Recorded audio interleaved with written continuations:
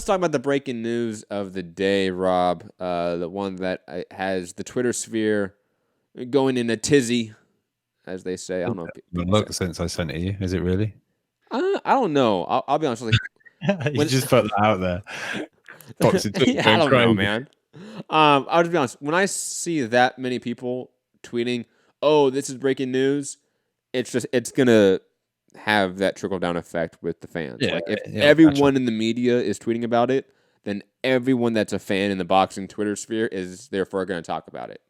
Hmm. So yeah, people are going to address it. You're going to have the Dylan White haters, let's say, let's call them that. They're going to obviously rally around this news. You're going to have the Matchroom fans, Dylan White fans, sort of defend it, like, oh, it's the WBC. They're not really the ones that tested, or they're not the ones that caught him, so to speak. But as we're going to get to, that largely doesn't matter. So, tell the people, Matt, what is it we're talking about if they don't know already? If they don't know, yeah, let me table the discussion first, yes. Or set the discussion. WBC suspends Dylan White's position as interim champ and mandatory, and also handing him a provisional suspension. Do you want me to read the whole press release? It's not that long, actually. Yes, do it. Rob, you love these dramatic readings, don't you? I do. An A sample UCAD collected from Mauricio. You sound so sexy, Mauricio. Oh, stop it. From Mr. Dylan White in relation with his bout against Oscar Rivas yielded an adverse finding. In light of that adverse finding, and pending the outcome of the WBC's own investigation and adjudicatory process, the WBC is provisionally suspending the WBC's recognition of Dylan White as WBC interim world heavyweight champion and mandatory challenger of the division.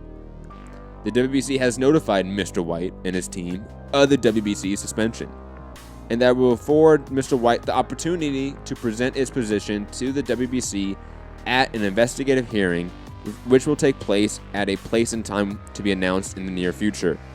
Throughout its investigation and hearing, the WBC will afford Mr. White and his team the opportunity to present any available information, materials, and any exculpatory evidence that might deem appropriate.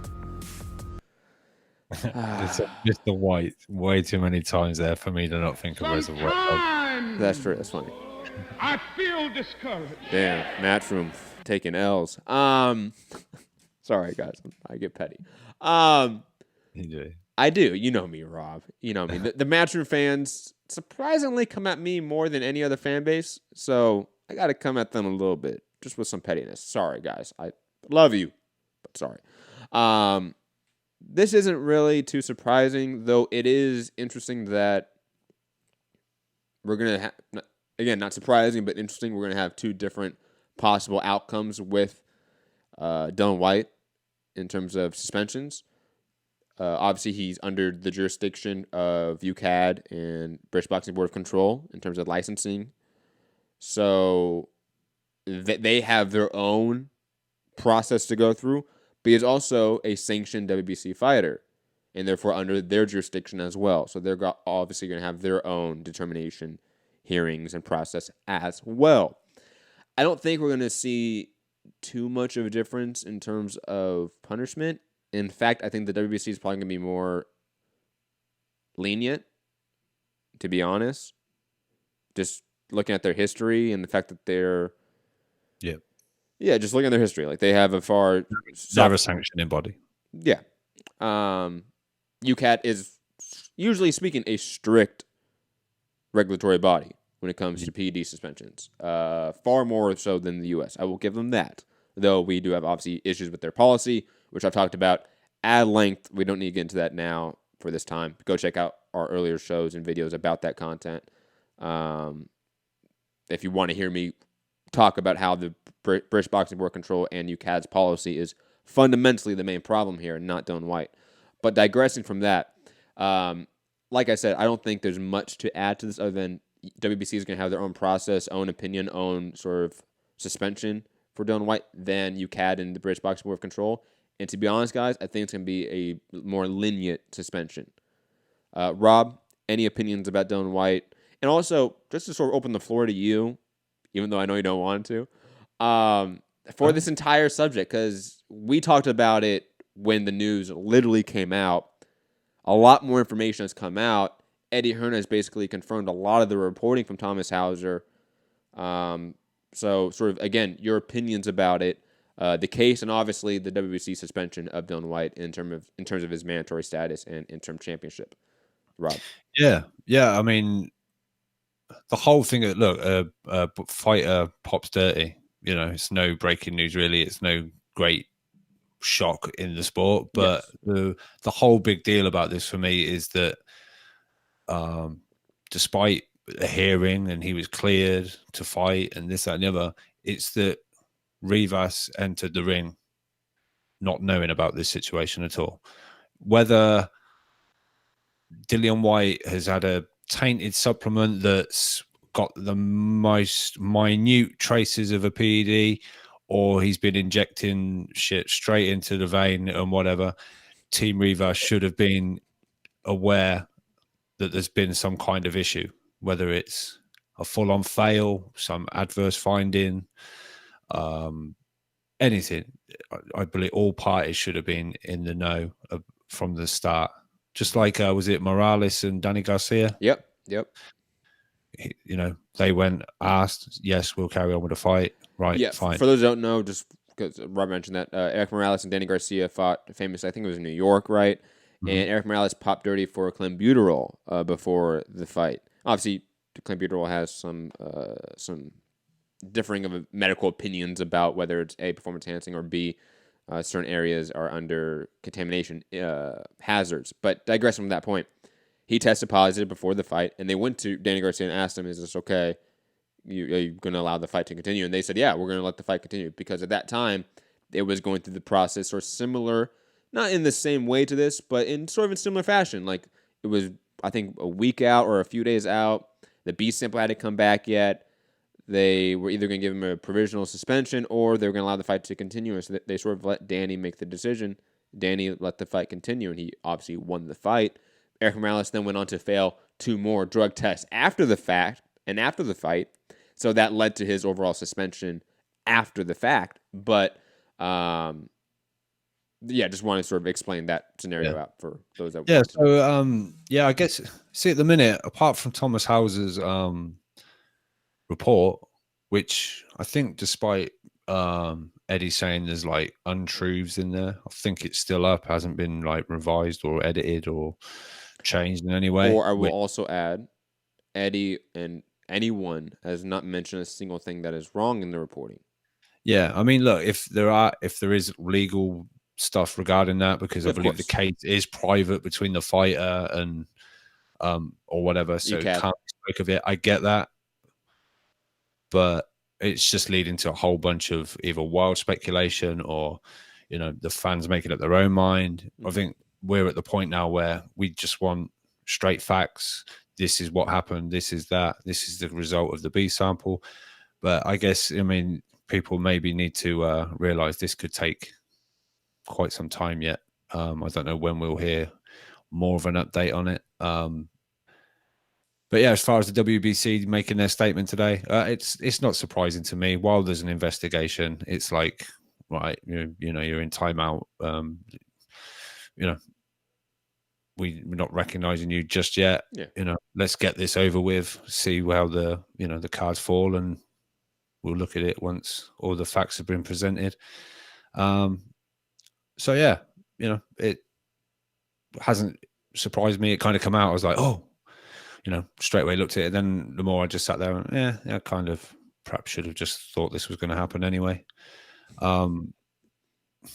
It is the nature of boxing to have a bullshit like this. Yeah, I mean, it's sometimes you think, oh, they just got to have their say because it's relevant at the moment.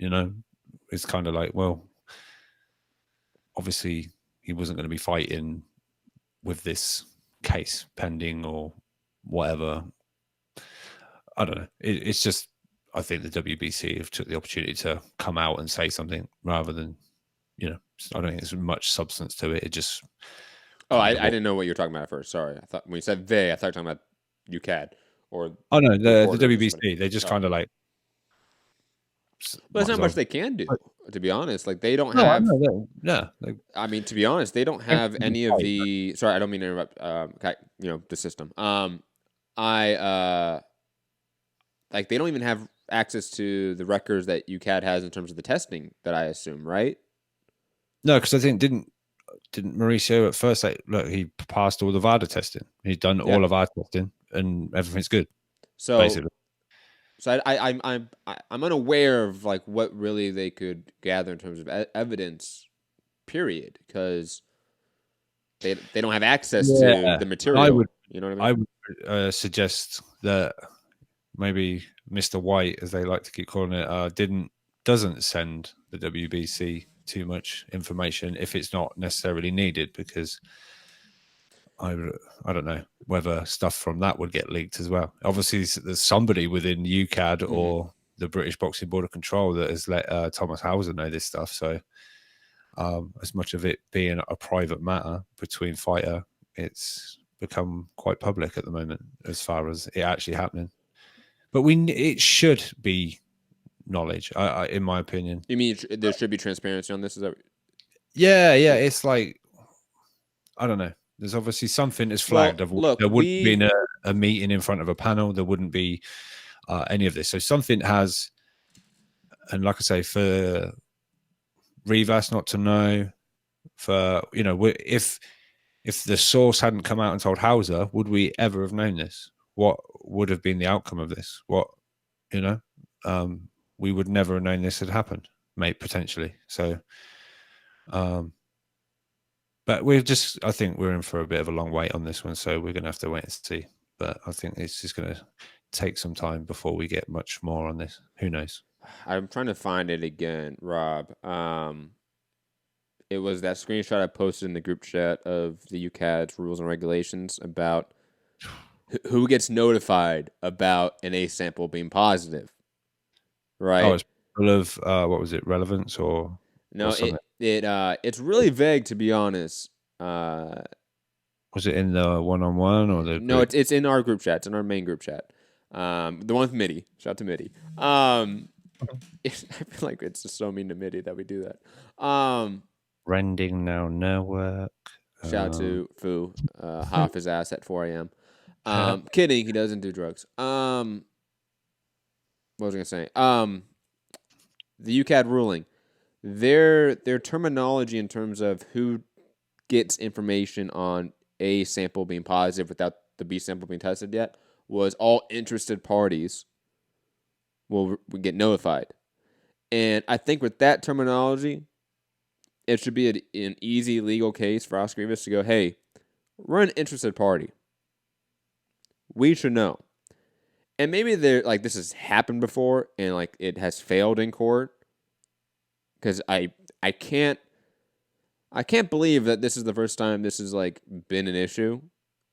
I think it's the first time we are aware of it in our sport, in our sort of section of it as well, in our sort of time frame of the sport. This had to have been an issue before. Fighters or athletes had to bring up this clause and say, hey, we should have known that our opponent and or fight or just opponent in general in terms of athletic competition, they were tested positive for PEDs or banned substances. And you didn't let us know. That's had to have been the case. We are an interested party. In your rules and regulations, it says all interested parties will get notified. Why are we not that? It's copies of the charge will be sent to all interested parties. So yeah. Yep. And also, just quickly, people were asking why didn't he get just like a suspension straight up, like a provisional suspension from like UCAD if something flagged up. Well, if people want to listen to, I think it's Costello and Bunce Radio 5, they talk about there's two sections under provisional suspensions, and that's prohibited substances or specified substances. So prohibited means it's kind of like, yeah, you took this, like this illegal use of PEDs, and the other one is specified, which means it's kind of like taken by mistake, or there's an error, or tainted, or so that. But I don't know, so many grey areas. I've seen so many people tweeting pieces of UCAD ruling and this, that, and the other. But I think that's, again, like I say, a boxer popping dirty, no shock, or allegedly popping dirty, no shock. Fight sports and PEDs, they've been hand in hand for quite some time. PEDs in sports, just yeah. Period. All right. Okay. Across the board. Like, we can just be honest about it. I think most, like I said, everybody's on steroids. The whole UFC, everybody. Sorry. He doesn't sound clean, even in that soundbite. He definitely is not. No. But the whole thing for a lot of people is this whole that Rivas wasn't informed, and it's kept from them. They didn't have any say whatsoever about him getting into the ring without this prior knowledge. So whether it's, like I say, completely juiced to the gills or nano traces or nano substances or whatever. But moving on, because yes, we really don't know much more about the case. We just wanted to talk about it. I also want to give Rob the floor to sort of speak on it.